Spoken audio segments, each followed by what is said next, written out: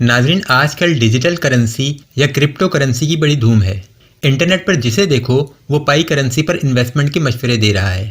آج میں آپ کو اس ویڈیو میں اس کے تمام حقائق انتہائی آسان زبان میں تفصیل کے ساتھ سمجھاؤں گا۔ سب سے پہلے تو یہ سمجھ لیں کہ کرنسی نوٹ کیا ہوتا ہے اور اس کی اہمیت کیا ہوتی ہے۔ اگر میں ایک سطر میں کرنسی نوٹ کی حقیقت بیان کروں تو میرے نزدیک دنیا کے کسی کرنسی نوٹ کی اہمیت اس وقت تک کاغذ کے ٹکڑے سے زیادہ کچھ نہیں جب تک اس کاغذ کے ٹکڑے کی گارنٹی کوئی ذمہ دار حکومت، ذمہ دار بینک یا کوئی بڑی ذمہ دار شخصیت نہ لے لے۔ جس دن اس کاغذ کے ٹکڑے کے پیچھے سے وہ ذمہ دار حکومت، بینک یا شخصیت ہٹ گئی، اس دن آپ کے پاس اس کے سوا کوئی چارہ نہیں رہے گا کہ اس کاغذ کے ٹکڑے سے ناک پہنچیں اور اسے پھینک دیں۔ اس کی وجہ یہ ہے کہ جب کوئی حکومت اپنا ایک نوٹ جاری کرتی ہے تو وہ اس بات کی ذمہ داری لیتی ہے کہ اس نوٹ کے بدلے وہ حامل ہاذا کو اس نوٹ کے مساوی اشیاء مطالبے پر ادا کرنے کی ذمہ دار ہوگی۔ جس حکومت نے وہ کرنسی نوٹ جاری کیا ہے وہ ملک اگر کسی وجہ سے ختم ہو جائے تو اسی لمحے آپ کے پاس موجود اس کرنسی کے اربوں روپے بھی ایک ردی کے ڈھیر سے بڑھ کر کچھ نہیں ہوں گے۔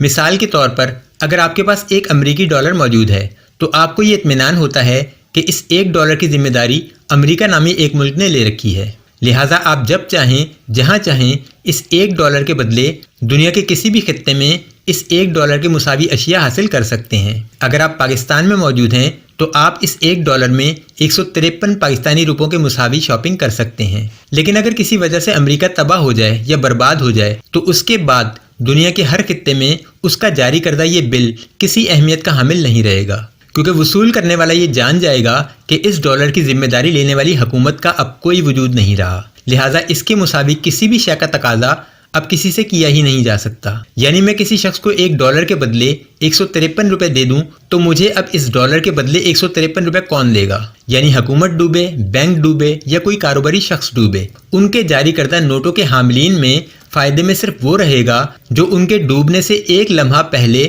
اپنا وہ نوٹ کسی اور شے سے بدل لے گا۔ جس آخری شخص کے پاس وہ نوٹ بچ گیا وہ خود ڈوب جائے گا۔ دنیا کی ہر کرنسی کی بس یہی اہمیت ہوتی ہے۔ جو رقم بینکوں میں رکھوائی جاتی ہے اس کی کسی حد تک محافظ تو وہ حکومت ہوتی ہے جس نے اس بینک کو لائسنس جاری کیا، لیکن مکمل محافظ وہ بھی نہیں ہوتی۔ اس سلسلے میں ہر ملک کا ایک ادارہ ہوتا ہے جو بینک کے بند ہو جانے کی صورت میں اکاؤنٹ ہولڈر کو رقم کی فراہمی یقینی بناتا ہے۔ جیسے امریکہ میں FDIC کا ادارہ ہے، پاکستان میں اسٹیٹ بینک کی نگرانی میں DPC کا ادارہ کام کرتا ہے، لیکن ان کی کچھ حدود ہوتی ہیں۔ یعنی یہ ضروری نہیں کہ اگر کسی بینک میں آپ کا اکاؤنٹ تھا اور وہ بینک ڈوب گیا تو آپ کو مکمل رقم ملے گی۔ یہ ادارہ آپ کو اپنی حد کے مطابق ہی رقم ادا کرے گا، چاہے آپ کے اکاؤنٹ میں جتنے مرضی پیسے ہوں۔ اس کی حد ہر ملک میں مختلف ہوتی ہے۔ اس کے بعد شخصی ضمانت پر آئیں تو اس میں جاری کردہ ضمانتی نوٹ یعنی رسید کی ذمہ داری کا حلقہ اس سے بھی محدود ہو سکتا ہے۔ مثلاً آپ کسی مارکیٹ میں کاروبار کرتے ہیں، آپ نے ایک دکاندار کو 1 لاکھ روپے کا مال دیا، بدلے میں وہ شخص آپ کو ایک تحریر پر 1 لاکھ کی ادائیگی کی تفصیل لکھ کر اپنے دستخط کر دیتا ہے، تو اس کی ذمہ دار آپ کی اپنی ذات ہو سکتی ہے یا مارکیٹ کے چند اور دکاندار۔ اس قسم کی ڈیل کی ذمہ دار حکومت بھی نہیں ہوتی۔ یہ تیسری قسم میں نے آپ کو اس لیے بتائی ہے کہ ڈیجیٹل کرنسی کا دائرہ بعض دفعہ اس سے بھی محدود ہو سکتا ہے یا پھر اس کے برابر بھی ہو سکتا ہے، لیکن اس سے زیادہ اس کرنسی کی کوئی اہمیت یا وقت نہیں۔ پہلی بات تو یہ ہے کہ یہ کرنسی کوئی مادی کرنسی نہیں ہے۔ یعنی فرض کریں کہ اگر آپ کے پاس 1000 بٹ کوائن موجود ہیں تو اس کا مطلب یہ نہیں ہے کہ آپ کے پاس یہ کوائن کسی دھات کی شکل میں موجود ہیں، بلکہ یہ ایک خیالی یا الیکٹرانک کرنسی ہے جس کے پیچھے دنیا کی کسی حکومت کی کوئی گارنٹی موجود نہیں ہوتی۔ اس کا ضامن صرف ایک کاروباری شخص ہوتا ہے جو قابل اعتبار ہو بھی سکتا ہے اور نہیں بھی ہو سکتا۔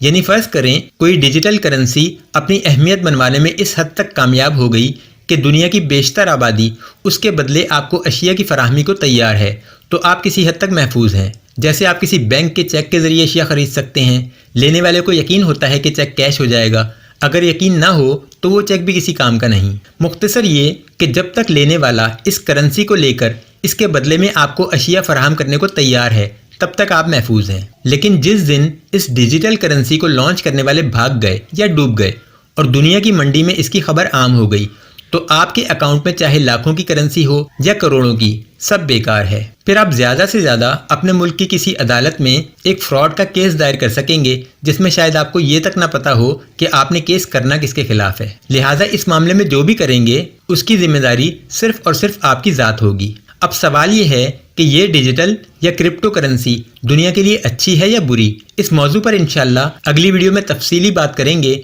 جس میں آپ کو بتاؤں گا کہ کس طرح محض 10 سال میں بٹ کوائن نامی ایک کرنسی اتنی مقبولیت اختیار کر گئی کہ آج ایک بٹ کوائن کی قیمت 56,817 امریکی ڈالرز یعنی 86,87,365 روپے ہو چکی ہے۔ مزید یہ بات بھی کریں گے کہ کس طرح یہ کرپٹو کرنسیز دنیا کو تباہی کے دہانے پر لے جا کر کھڑا کر رہی ہیں، ان کی اس مقبولیت کی وجہ کیا بنی، کیسی ذہانت سے یہ جال بچھایا گیا۔ مزید ان امکانات پر بھی غور کریں گے کہ ان کرنسیز کے اس انتہائی مقامات سے گرنے کا کوئی امکان ہے یا نہیں، اور اگر یہ گریں گی تو کیسی تباہی آئے گی۔ اللہ تعالی ہمیں سمجھنے اور عمل کرنے کی توفیق عطا فرمائے، آمین۔